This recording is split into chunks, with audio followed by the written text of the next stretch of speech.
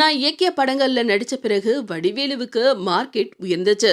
நல்ல சம்பளமும் கிடைச்சது. வடிவேலு மார்க்கெட் சரிய காரணம் கேப்டனை எதிர்த்து பேசினதுதான். நான் அப்போவே அரசியல் வேண்டாம்டா, நீ காணாம போயிடுவ அப்படின்னு எச்சரிச்சேன். ஆனா வடிவேலு கேட்கல அப்படின்னு வி சேகர் கூறியிருக்காரு.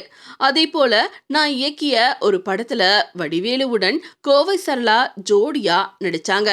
அந்த ஷூட்டிங்கின் போது என்னிடம் வந்த வடிவேலு, எனக்கும் சரளாவுக்கும் தனி மேக்கப் ரூம் போடாதீங்க, ஒரே ரூம் போடுங்க, செலவு மிச்சமாகும் அப்படின்னு சொன்னாரு. நானும் அவர் சொன்ன யோசனை பிடிச்சதுனால ஓகேன்னு சொல்லிட்டேன்.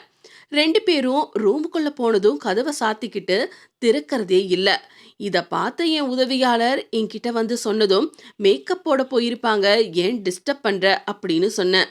இல்ல சார், ரொம்ப நேரமா கதவு மூடியே இருக்கு, கதவை தட்டினாலும் திறக்க மாட்டாங்க அப்படின்னு சொன்னதும் நான் டென்ஷன் ஆகி அந்த படத்துல கோவசரலா நடிக்க வேண்டிய அவசியமே இல்ல அப்படின்னு துரத்தி விட்டுட்டேன்.